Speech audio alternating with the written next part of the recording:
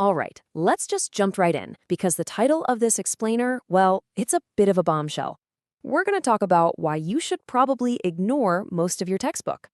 I know, it sounds completely wrong, but stick with me. It might just be the smartest thing you do for your grades. The source material we're digging into today puts it so bluntly. It calls out the student who acts like a good little robot, the one who religiously starts at chapter 1, page 1, and just plows ahead, no questions asked. So let's be real for a minute. Does that hit a little too close to home? With the highlighters out, trying to absorb every single word because, well, that's what good students are supposed to do, right? Well, that's the whole idea we're here to blow up today. This picture of the good student who reads cover to cover, it's mostly a myth. And honestly, it's a fantastic recipe for burnout, not for getting great results. And you can really see the two different worlds here. Over on one side, you've got the robot student. They go in a straight line, they measure success by how many pages they've read, and they just hope the important stuff sticks. But then you've got the strategic student. They're more like a detective, hunting for the most valuable clues and focusing all their energy on mastering those key concepts. So why is that robot approach so inefficient? Why does trying to learn every single thing practically guarantee you'll fail to master what actually gets you the A? Oh man, this chart says it all. Just look at this. In most courses, it turns out that only a tiny sliver of the material, we're talking about 20%, is what actually makes it onto the exam. So what about that other huge 80%? Well, that's mostly background info, extra details, and context. Good to know, maybe, but not what's going to make or break your grade. And this is the absolute key takeaway.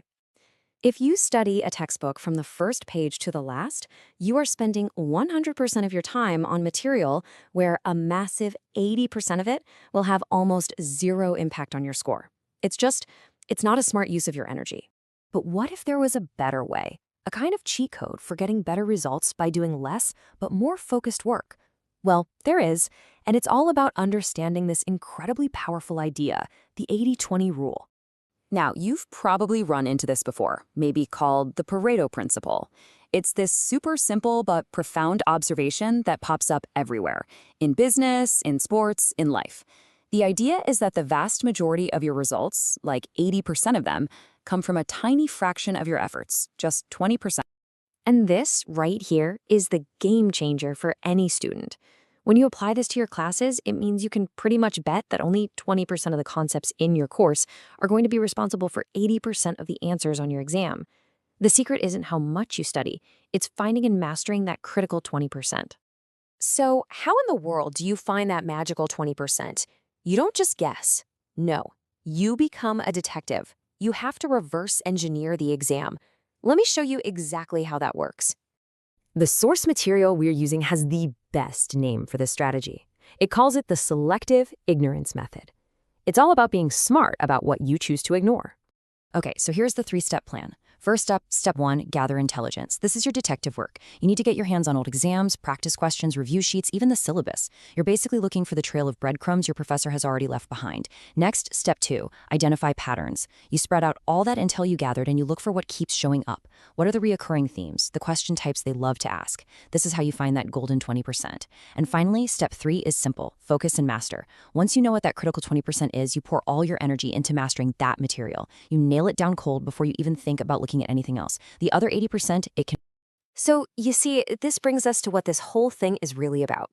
This isn't just a study trick. It's a totally different way of thinking about how you learn and how you succeed. It's a huge mindset shift, right? You stop being that passive robot just taking orders from the table of contents. Instead, you become the architect of your own success. You strategically build your knowledge based on what you know will be tested, not just what's on the next page. So I'll just leave you with this final question to chew on. And it's a question that goes way beyond your textbooks. It applies to your job, your projects, your life. To get those incredible results you're looking for, what 80% will you choose to ignore?